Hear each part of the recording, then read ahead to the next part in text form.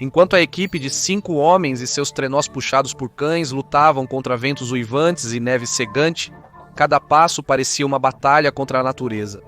Cada segundo os levava mais fundo no desconhecido, onde a congelamento era uma ameaça constante e a morte espreitava na próxima área gelada. Mas eles estavam se aproximando de seu objetivo, o Polo Sul, um lugar tão remoto e implacável que era intocado e não documentado pelo homem. Mas uma pergunta pairava sobre eles. Onde exatamente ele ficava? E eles seriam os primeiros a conquistá-lo?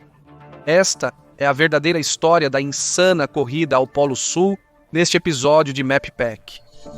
Era o início do século XX e a grande fronteira inexplorada estava parecendo bastante conquistada. As áreas mais remotas da Terra estavam sendo visitadas por expedições dos grandes impérios do mundo e muitas estavam sendo imediatamente colonizadas para exploração de recursos. Para aqueles que viam a exploração como sua própria recompensa, ninguém era mais determinado do que Roald Amundsen em buscar novas fronteiras. O explorador norueguês era renomado por explorar regiões polares. Ele já era famoso por ser o primeiro a atravessar com sucesso a passagem do Noroeste a bordo do Goa em uma missão que durou de 1903 a 1906, e agora ele estava pronto para um desafio maior. Havia 2 grandes regiões a serem conquistadas, os polos no Círculo Ártico e na Antártica. A Noruega estava tentadoramente perto do Ártico, então Amundsen voltou seus olhos para a conquista do Polo Norte, mas se frustrou pouco tempo depois de seu retorno à Noruega. Os rivais americanos, Cook e Parry, já haviam plantado as estrelas ilístras no polo, mas não sem controvérsia. Parry afirmou ter chegado ao polo primeiro, mas Cook insistiu que o havia superado por quase 1 ano, provocando uma disputa acirrada. Amundsen não se intimidou e imediatamente voltou suas atenções para o sul. A Antártica era um objetivo ainda mais remoto e exigiria uma das mais longas viagens marítimas que qualquer equipe de exploração já havia realizado. Provavelmente seria uma missão perigosa de vários anos, com alto risco de morte. Mas isso nunca impedira Amundsen antes. Quando Amundsen explicou seus planos para seus apoiadores, muitos provavelmente pensaram que ele enlouquecera. A Antártica era conhecida como a última fronteira por um motivo. Era uma vasta paisagem de gelo, onde a morte para os despreparados era certa. Abrangendo impressionantes 5.400.000 milhas quadradas, a Antártica está entre as maiores massas terrestres da Terra, sendo superada apenas pela Rússia moderna em tamanho. E está quase totalmente congelada, não oferecendo refúgio do frio congelante, praticamente sem água potável, sem abrigo e sem suprimentos. Há pouca vida animal também, exceto por pinguins, aves marinhas e mamíferos aquáticos na costa. Mas para encontrar o Polo Sul, Amundsen e sua tripulação teriam de se afastar muito da costa e entrar em uma jornada letal que desafiaria sua resistência. Então, naturalmente, outra equipe decidiu entrar na diversão também. No início, Amundsen evitou revelar seus planos completos aos apoiadores e ao público, ciente de que considerariam uma missão suicida e insensata. Mesmo enquanto ele arrecadava fundos, ele era evasivo sobre seu destino. Ele nem contou a sua tripulação durante os preparativos. Ele escolheu sua equipe principal entre os exploradores de elite da época. Helmer Hansen foi crucial na missão Gioa, demonstrando habilidade e resiliência incomparáveis. Sverre Hassel, um experiente condutor de trenós puxados por cães, trouxe uma valiosa experiência de seu tempo no From durante a tentativa de Amundsen de circunnavegar a Groenlândia. Oscar Wisting era um veterano militar condecorado, enquanto Olaf Björklund era um campeão de esqui e altamente habilidoso no gelo. Eles foram acompanhados por 14 tripulantes de terra que seriam poupados da parte mais árdua da missão, mas eles tinham de se apressar, pois o maior império do mundo naquela época estava em seu encalço. Robert Falcon Scott, além de possivelmente ter o nome mais metal da história, era o explorador mais audacioso da Marinha Real Britânica de Sua Majestade. Ele já tinha estabelecido o recorde de maior distância explorada na Antártica, mas não chegou ao polo. Ele estava determinado a retornar ao seu inimigo e conquistar esse objetivo. Ao amanhecer de 1910, o homem de 42 anos estava pronto para lançar sua própria expedição. Sua própria equipe tendia mais para seu histórico militar, com Edgar Evans, Henry Robert Bowers e Lawrence Oates, sendo todos companheiros da Marinha. Eles foram acompanhados por Edward Wilson, um explorador e historiador natural que já havia trabalhado com Ernest Shackleton. Eles eram uma equipe de elite, prontos para conquistar o polo. Mas só uma missão teria êxito. Em outro mundo, ambos poderiam ter colaborado. Os exploradores formavam alianças para enfrentar climas difíceis. Scott havia enviado a Amundsen instrumentos que auxiliaram em expedições passadas, mas Amundsen estava tratando esta com mais sigilo do que nunca. Ele recusou-se a atender a ligação de Scott quando o explorador britânico estava na Noruega testando novos equipamentos. E assim, os dois exploradores mais ambiciosos do mundo partiriam em uma busca épica, uma que poderia facilmente terminar em morte para uma ou ambas as partes. Mas nem todos estavam a par do plano. Amundsen revisou seus planos após os americanos chegarem ao Polo Norte, dependendo fortemente do financiamento da coroa e do governo norueguês para sua missão. Uma expedição ao Polo Sul seria um enorme risco, então ele só queria que algumas figuras-chave soubessem disso.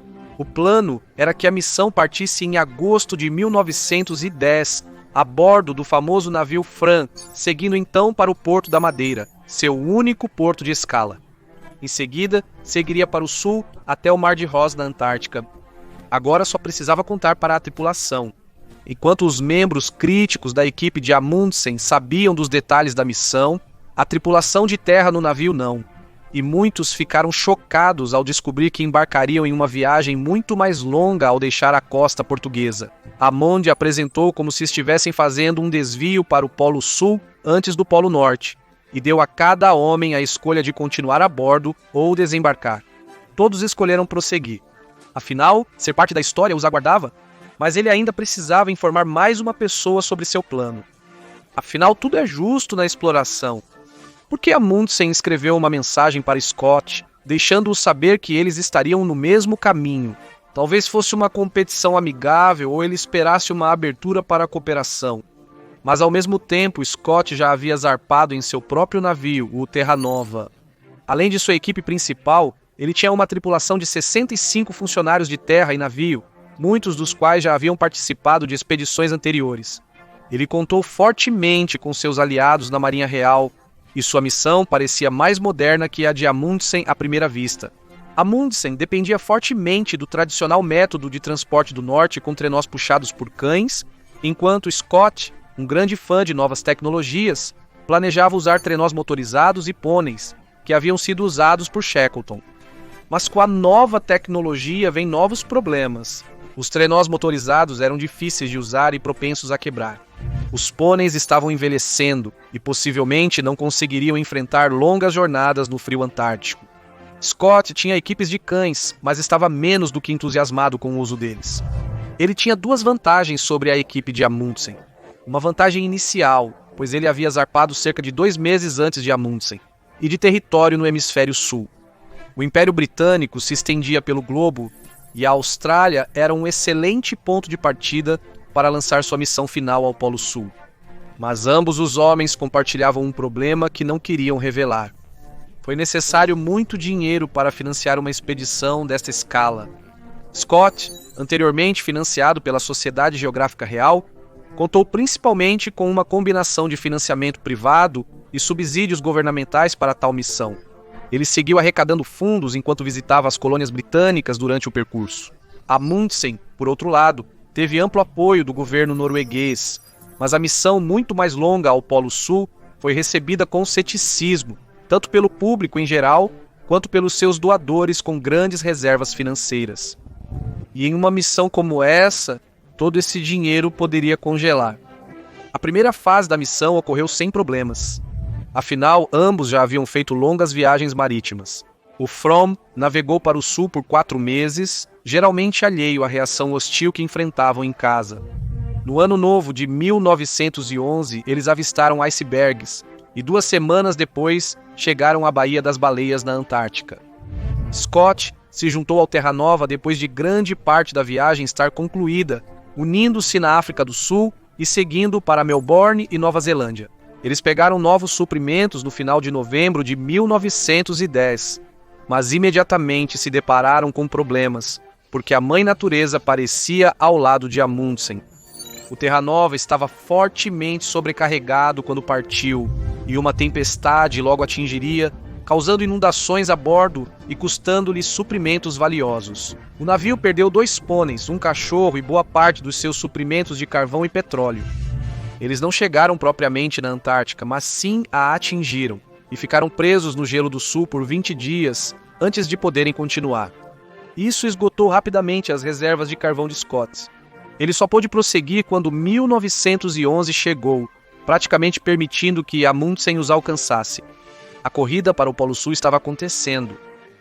O próximo desafio era encontrar um local para um acampamento base em uma das paisagens mais inóspitas do mundo.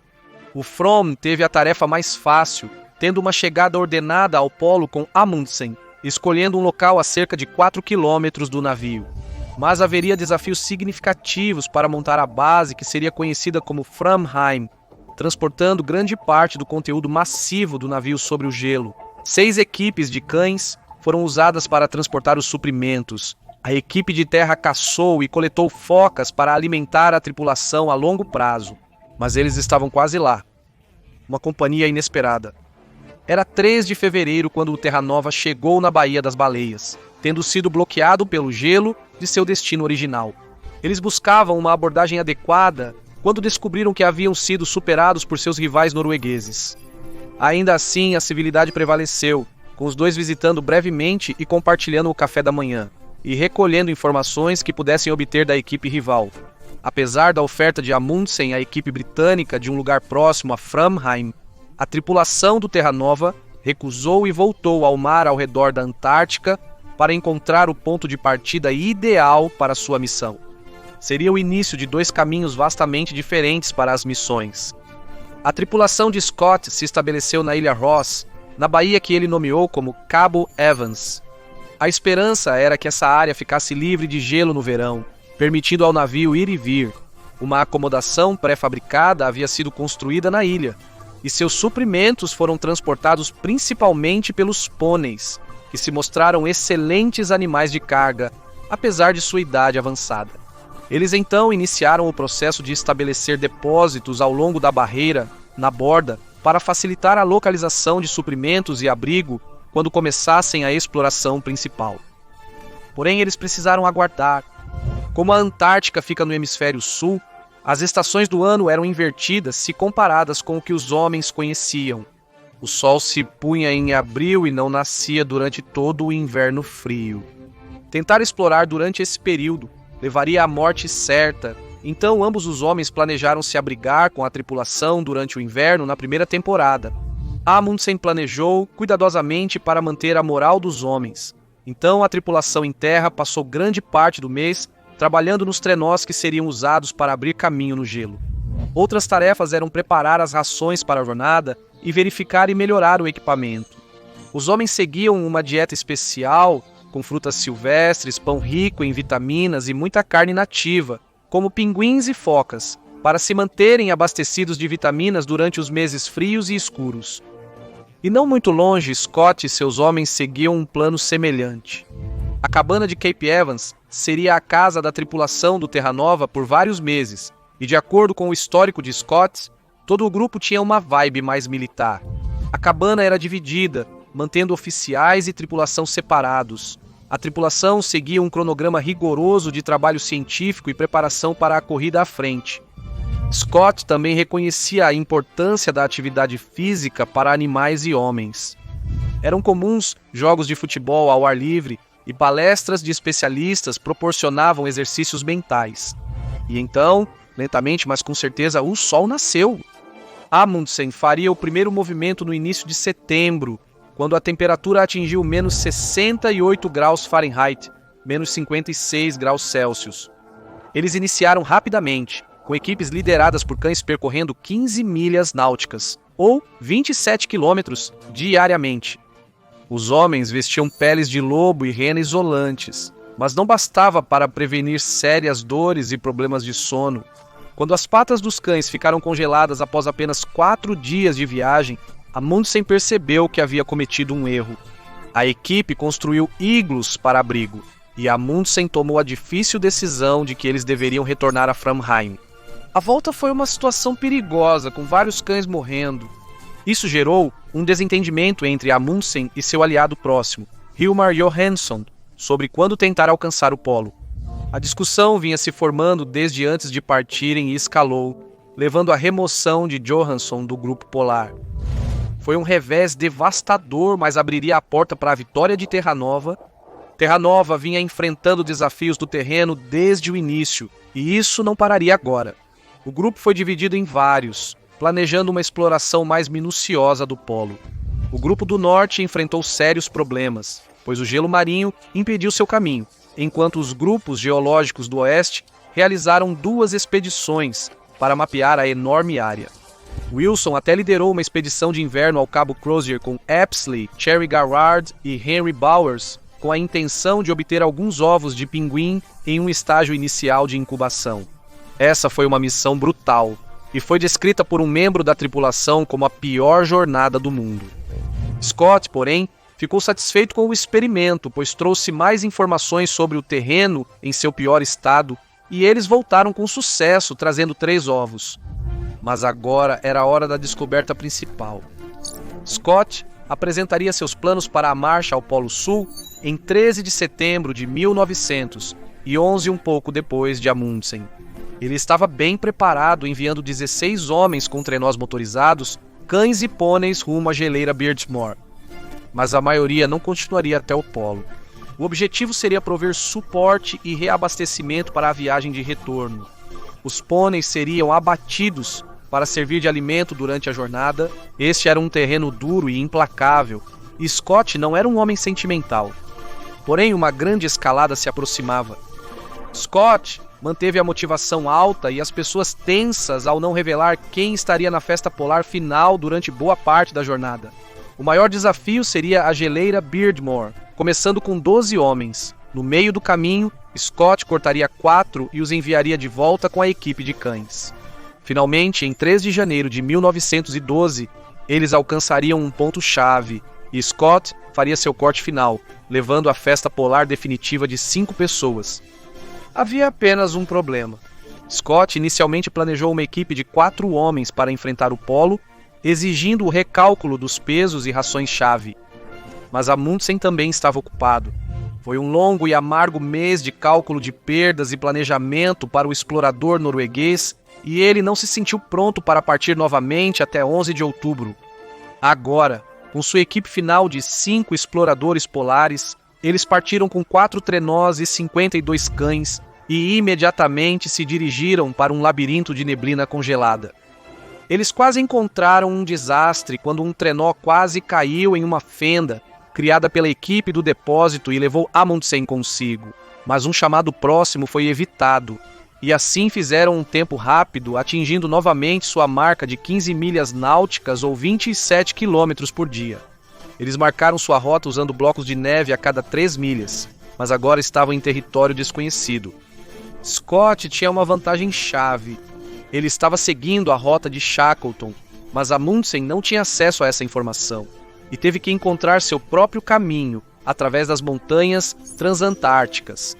Ele passou vários dias explorando as colinas antes de encontrar uma rota clara, mas logo descobriram que seria uma subida desafiadora com muitos desvios na neve profunda. Cerca de um mês após a partida, eles chegaram ao glaciar, com Amundsen dando grande parte do crédito à sua resistente equipe de cães.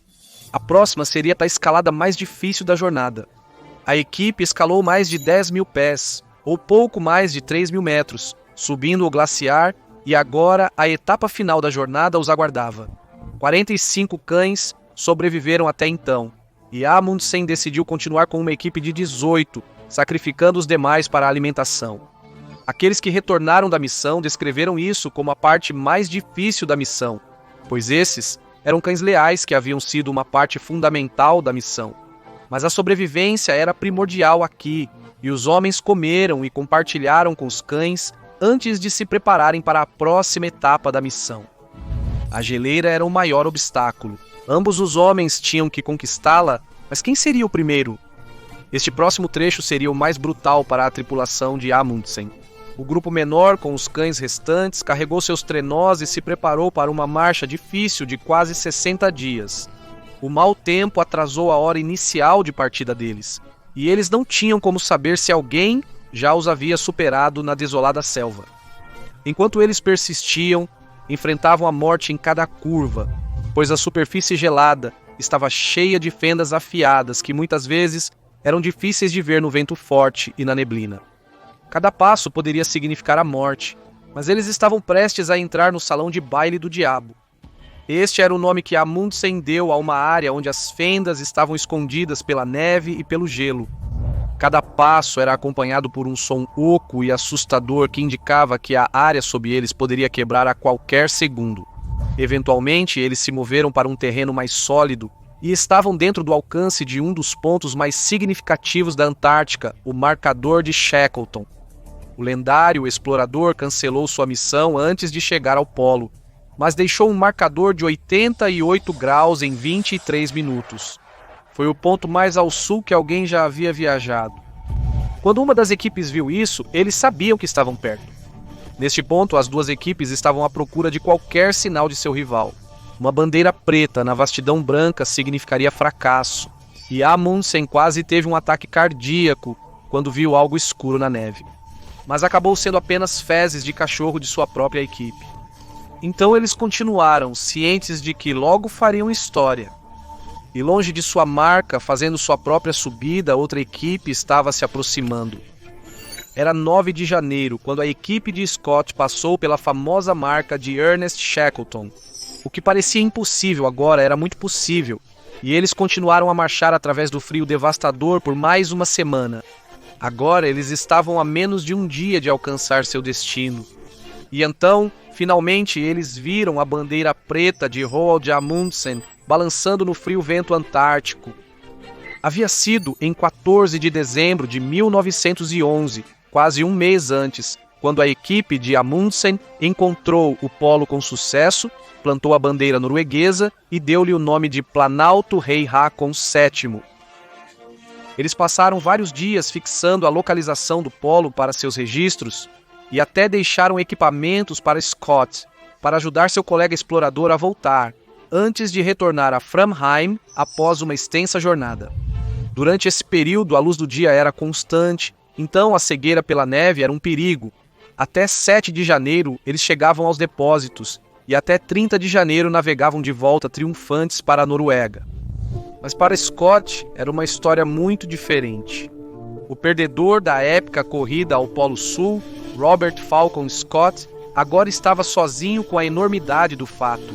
Ele comentou que o polo era um lugar terrível para se estar quando você não era o primeiro. Ele ainda esperava ser o primeiro a voltar para a da Austrália para informar o mundo, então plantou a bandeira e seus homens iniciaram o retorno para casa. Mas os homens estavam se esgotando rapidamente, com vários sofrendo de congelamento severo ao se aproximar da geleira. O suboficial Edgar Evans seria o primeiro a morrer, devido a uma combinação de congelamento e lesões causadas por uma queda perto da base da geleira. E as coisas estavam prestes a ir de mal a pior. Chegaram à barreira 3 dias antes das equipes de cães programadas, encontrando pouco combustível nos depósitos.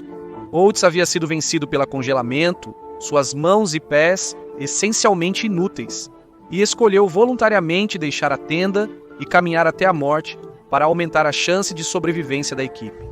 Enquanto os 3 restantes marchavam para um grande depósito, eles foram atingidos por uma grande nevasca, a 11 milhas ou 17 quilômetros de seu destino.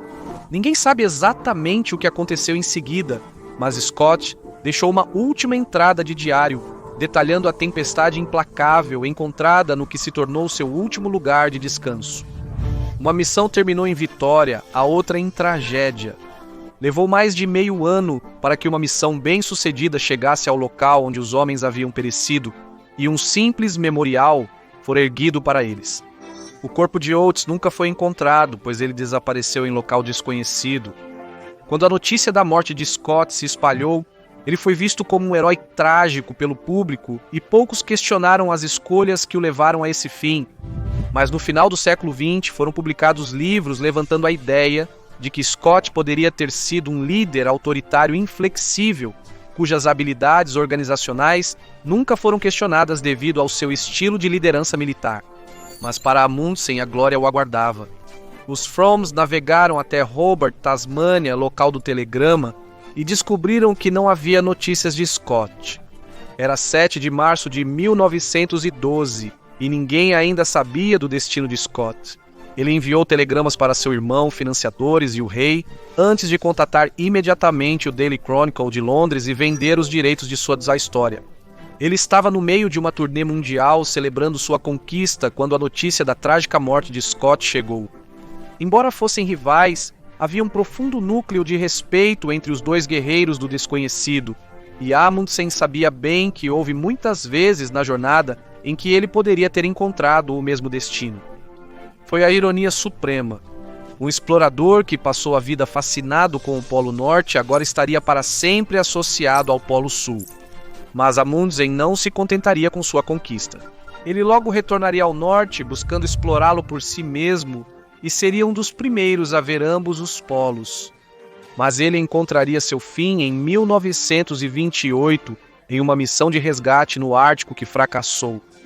E no final, ambos os grandes exploradores encontrariam seus fins exatamente como viveram, em meio ao grande desconhecido. Obrigado por assistir. Para mais sobre os grandes mistérios do mundo, confira verdadeiras localizações das 7 maravilhas antigas. Ou veja este nosso outro vídeo. Obrigado por assistir e, como sempre, cuide-se por aí.